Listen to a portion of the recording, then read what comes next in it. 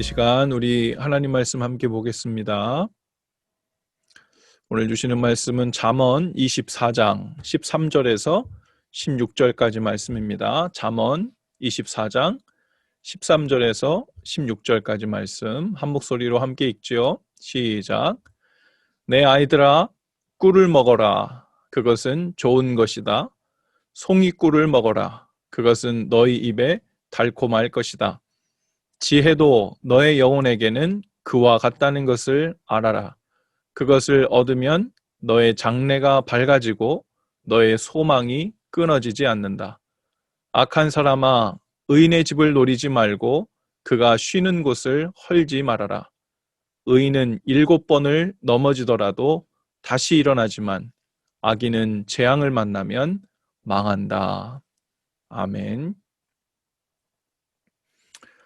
여러분, 꿀 좋아하시나요? 꿀을 크게 한 스푼 떠서 입에 넣어 보신 분들은 그 느낌은 아실 텐데 어떤 느낌인가요? 달지요. 또 어떤 분들은 아예 살찔 것 같아 기분이 별로 안 좋으신 분들도 계실지 모르고 빈속에 먹으면 속이 쓰릴까 이런 생각이 할 수도 있고요. 그런데 제가 그렇게 한 숟갈 떠서 입에 넣어 보니까 저도 모르게 정말 며칠 전에 제 아내에게 이렇게 얘기했어요. 꿀을 입에 넣고서는 와, 눈이 정말 밝아지는 것 같아. 이런 말을 한 적이 있거든요. 그리고 당이 떨어졌을 때죠. 우리 에너지가 막 고갈됐을 때 정말 에너지가 급속으로 충전되는 것 같은 그런 느낌을 받습니다. 솔로몬이 오늘 13절에서 이렇게 얘기합니다. 내 아이들아, 꿀을 먹어라. 그것은 좋은 것이다. 송이꿀을 먹어라. 그것은 너희 입에 달콤할 것이다. 이 말씀만 딱 떼어놓고 보면 마치 솔로몬에게 있어서 꿀은 최애 식품인가 보다 이렇게 보일 수도 있어요. 근데 그게 아니죠. 14절 말씀과 연결될 말씀입니다. 14절에 지혜도 너의 영혼에게는 그와 같다는 것을 알아라. 이 얘기하고 싶은 거예요. 그것을 얻으면 너의 장래가 밝아지고 너의 소망이 끊어지지 않는다. 이게 꿀을 빗대어서 이 지혜에 관한 기능, 지혜에 관한 유익을 이야기하고 싶은 거죠. 지혜가 마치 꿀과 같고 송이꿀, 즉 꿀을 잔뜩 먹으면 벌집과 같다는 겁니다. 언젠가 그 깊은 산속에서 양봉업을 하는 그것을 소개하는 TV 프로그램을 본 적이 있는데 그분은 이 꿀을 잔뜩 머금고 있는 벌집을 칼로 척척 잘라가지고 입속에 이렇게 집어넣고 먹더라고요. 드시더라고요. 에너지가 다 고갈되어도 또 한 발자국도 더 뗄 수 없을 것 같은 사람도 마치 그 성경에 요나단이 전쟁 중에 그랬다는 내용이 나오죠. 그런데 이 꿀송이를 먹으면 눈이 갑자기 밝아지고요. 기력을 회복해서 다시 일어나 달릴 수 있고 또 하던 싸움을 끝까지 마칠 수 있는 것처럼 이 지혜가 우리 영혼에게 마치 그와 같다는 것입니다. 지혜가 무엇이라고 이 잠언에서 계속 얘기하고 있냐면 지혜는 하나님을 아는 일이고 하나님을 경외하는 일이라고 이야기합니다. 그러니까 하나님을 경외하는 일은 마치 우리 영혼이 기력이 다해서 기직맥진할 때 소망을 다 잃어버려서 다리에 힘이 풀려져 버렸을 때 하나님을 아는 사람, 하나님을 경외하는 사람은 바로 그때 눈이 밝아진다는 거예요. 그것을 얻으면 너희 장래가 밝아지고 너희 소망이 끊어지지 않는다. 마치 꿀을 먹어서 눈이 밝아지는 것처럼 하나님을 경외하는 사람은 그 장래가 밝아지고 또 꿀을 먹어서 기력을 회복하고 계속해서 그 힘을 유지할 수 있는 것처럼 하나님을 경외하는 사람은 힘을 얻어서 끊어지지 않는 소망을 계속 유지할 수 있다고 이야기하는 거죠. 많은 사람들이 미래에 대해 불안해합니다. 내일이 보이지 않는다고 하지요. 앞이 깜깜하다고 합니다. 소망을 둘 곳이 없다고 답답해하기도 해요. 그래도 힘을 다해서 스스로 미래를 밝혀보려고 최선을 다하기도 하지요. 소망이 희미해도 끊어지지 않게 하려고 힘을 다합니다. 우리는요, 우리의 힘으로 스스로 우리의 장래를 밝힐 수가 없어요. 우리 스스로 소망을 끊어지지 않게 할 수가 없어요. 그런데 오늘 성경은 우리에게 우리의 힘으로 장래를 밝히고 소망을 끊어지지 않게 하고 하는 것이 순서가 아니라는 거예요. 먼저 무엇을 해야 된다는 거예요? 지혜를 얻어야 된다는 겁니다. 즉 하나님을 경외하는 일, 이것을 먼저 해야 한다는 말이죠. 그럴 때 그 지혜를 얻은 사람들이 하나님 앞에서 하나님 공급해 주시는 힘으로 살게 된다는 말이죠. 우리가 이따금 답답한 문제를 만납니다. 답답하다는 것은 답이 보이지 않는 문제라는 말이죠. 어떤 분들은 미래를 생각하면 답답하고 힘이 빠지고, 어떤 사람은 누군가의 불편한 관계만 생각해도 답답해질 수도 있어요. 소화도 안 되고 부들부들 떨리는 긴장감이 온종일 우리 마음을 짓누를 수 있죠.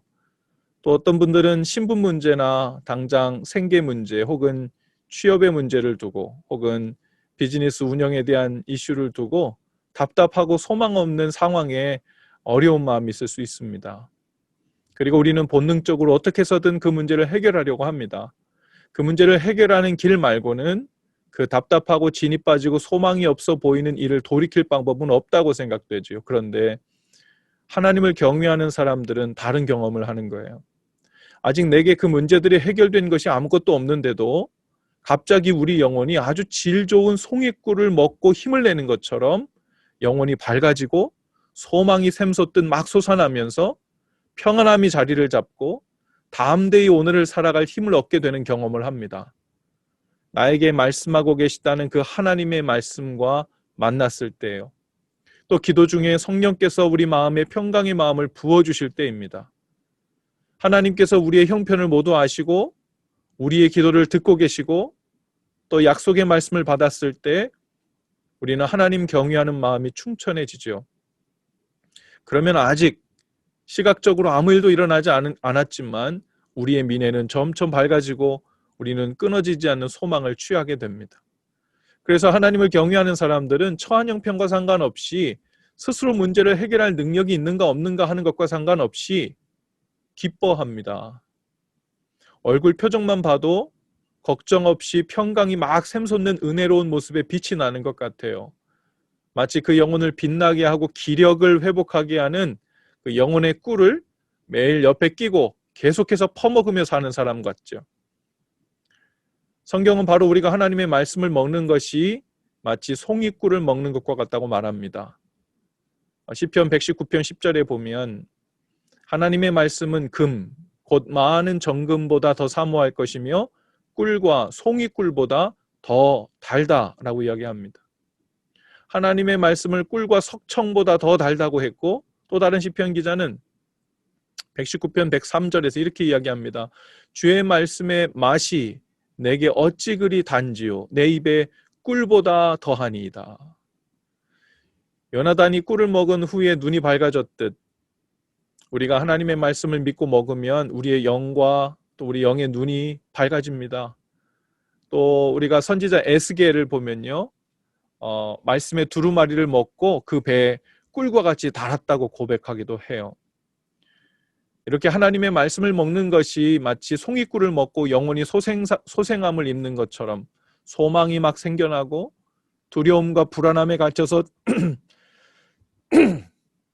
질식할 것 같았던 그 마음에 생기가 도는 것을 우리가 경험하게 되죠. 여러분, 그렇게 되면 그 말씀을 먹는 것이 얼마나 좋겠어요. 얼마나 기다려지겠어요. 그 말씀의 꿀맛을 본 사람은 이제 어떻게 할까요? 종일 그것을 퍼먹고 살고 싶은 거예요. 종일 그 에너지와 소망 없이는 살 수 없는 상태가 되는 겁니다. 그래서 119편 97절 이하에 쭉 보면요, 시편 기자가 이렇게 고백합니다. 내가 주의 법을 어찌 그리 사랑하는지요. 내가 그것을 종일 묵상하나이다. 시간이 많아서 맨날 성경만 보고 있다는 이야기가 아닙니다. 그것이 우리 영혼의 꿀송이처럼 얼마나 단지, 얼마나 그 마음과 영혼에 달고 또 달면, 얼마나 그 말씀으로 인해 소망이 샘솟고 눈이 밝아지는 것을 경험하면 그렇게 매일 종일 묵상하고 입으로 그 말씀을 읊조리고 있다고 고백하는 거죠. 이 시편 기자의 고백과 경험과 은혜가 오늘 저와 여러분의 삶 가운데도 온전히 경험될 수 있는 복이 있게 되기를 축복합니다. 여러분, 오늘 하나님을 경외하면서 오는 꿀맛, 영혼을 소생시키시는 영혼의 꿀맛을 보시고 매일 그 말씀을 퍼먹고 사는 복이 있기를 축복해요. 우리 사랑하는 아이들도 어떤 아이스크림 좋아합니까? 오버와이즈 좋아해요? 베스킨 라빈스 좋아해요? 레드망고 좋아해요?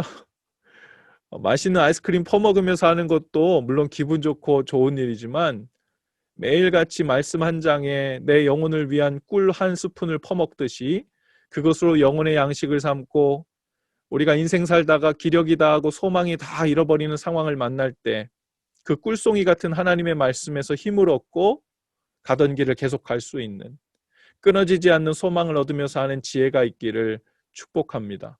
우리 부모님들도 이 아이들에게 영혼을 위한 그 꿀송이를 옆에 끼고 퍼먹고 사는 법을 가르쳐 주시고 또 훈련시켜 주실 수 있기를 바랍니다. 마지막으로 우리 16절 말씀에 보니까 의인은 7번 넘어지더라도 다시 일어나지만 악인은 재앙을 만나면 망한다 라고 했어요. 의인인데 넘어져요? 네, 의인인데 넘어진답니다. 그런데 한두 번 넘어지는 거 아니고 의인인데 7번도 넘어질 수 있대요. 그런데 의인에게는 일어날 힘이 항상 있다는 겁니다. 여기서 말하는 의인이 어떤 사람이에요? 하나님을 경외하는 사람이에요. 하나님을 경외하는 사람도 한 번, 두 번, 7번도 넘어질 수 있는데 그러나 하나님을 경외하는 자라는 특징은 하나님의 말씀에서 송이 꿀맛을 보고 그 기력으로 눈이 밝아지고 또 계속되는 소망을 취할 수 있는 사람, 그 사람이 바로 의인이자 지혜가 있는 사람이고 하나님을 경외하는 사람입니다. 이스라엘 백성이 출애굽을 할 때도 꿀 얘기가 나와요. 하나님은 그 약속의 땅 가나안 땅을 가리켜 젖과 꿀이 흐르는 땅이라고 했어요. 문자 그대로 그 가나안 땅이 젖과 꿀이 강처럼 흐른다는 그런 땅이란 말이 아닙니다.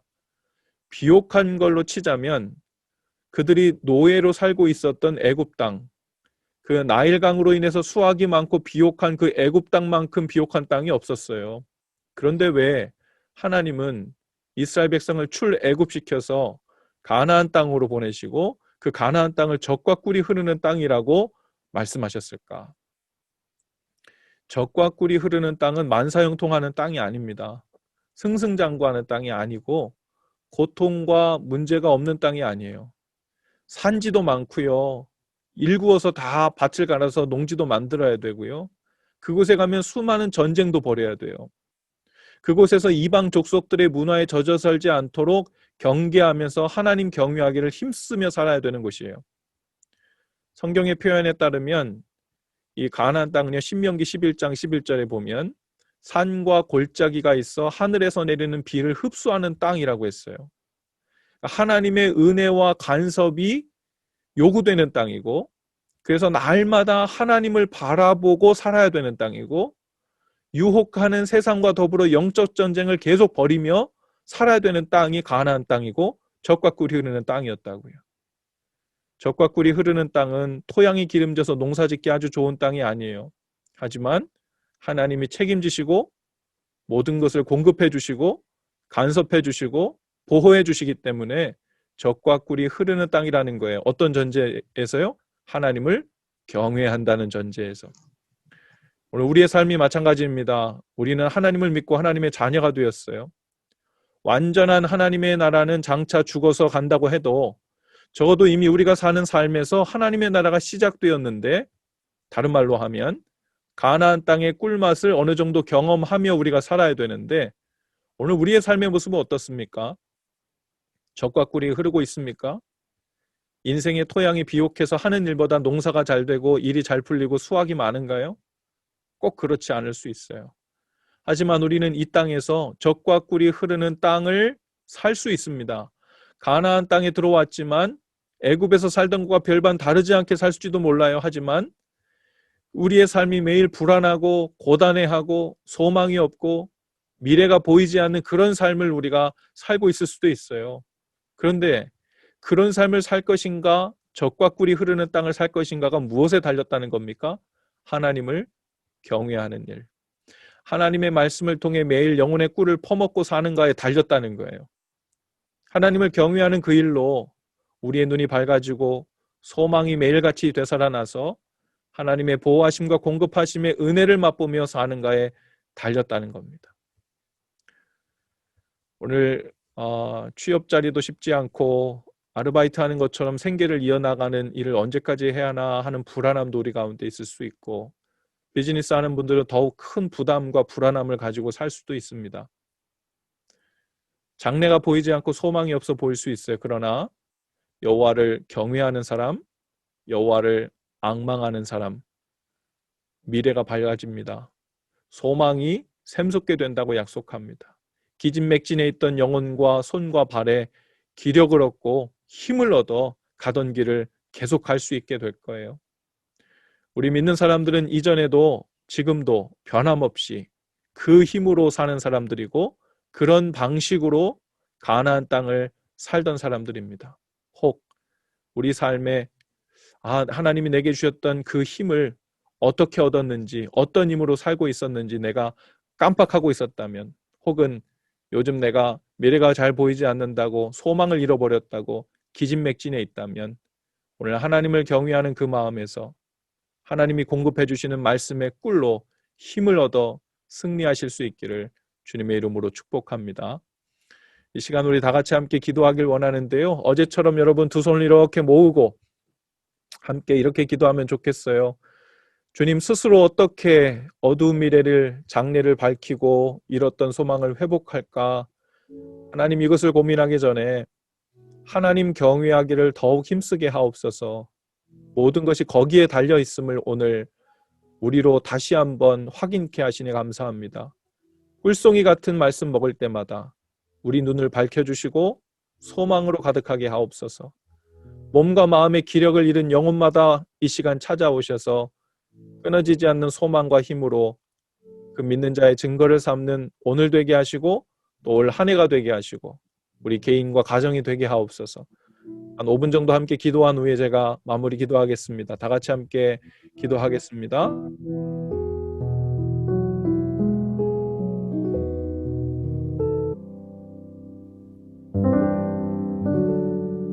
귀하신 주님,